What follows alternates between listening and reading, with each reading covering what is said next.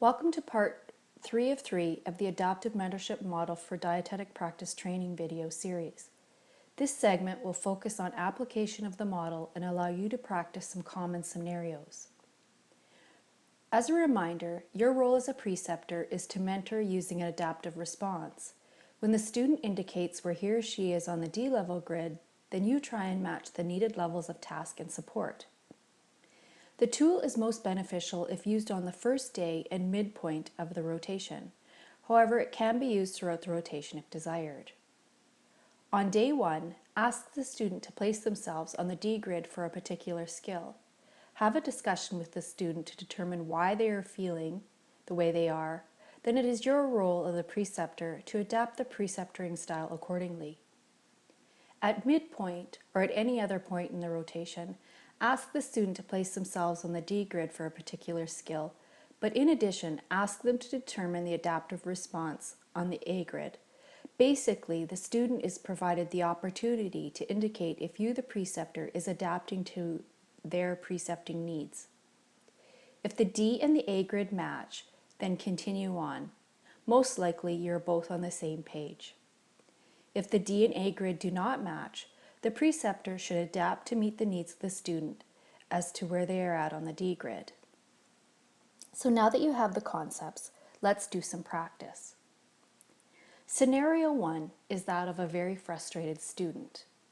The student says, "My preceptor will not allow me to counsel any patients. I think they do not trust me. She says that I need to follow her around for 2 weeks before I will be able to even speak with a patient.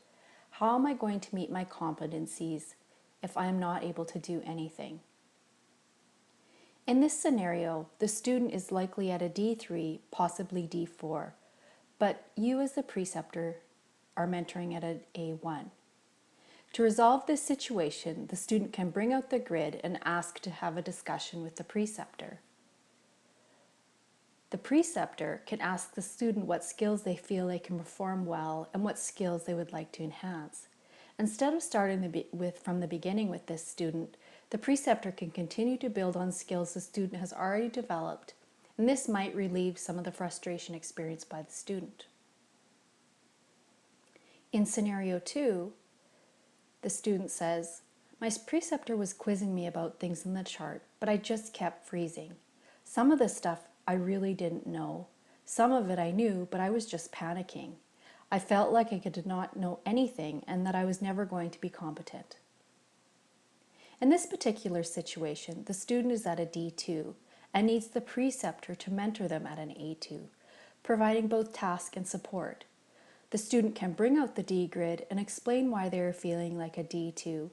Then the preceptor can provide a bit more direction and support versus grilling the student.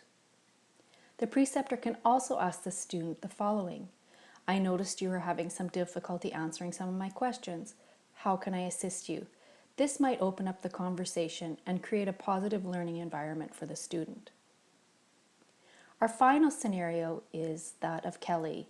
Kelly is a student in her final week of her food service management rotation.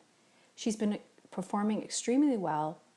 She consistently communicates her project plans through consultation with managers, staff, clients, and other departments.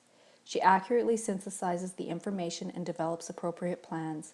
She follows up with her plans with minimal support from her preceptor. In this particular scenario, the student is at a D4, so the preceptor would provide precepting at an A4.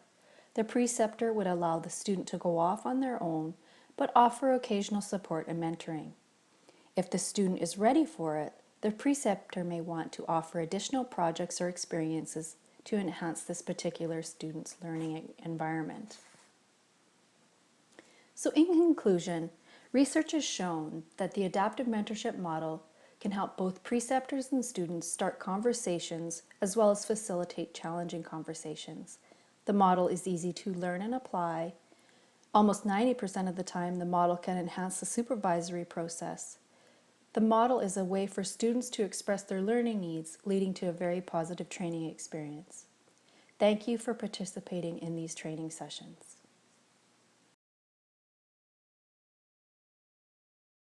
Created using Powtoon.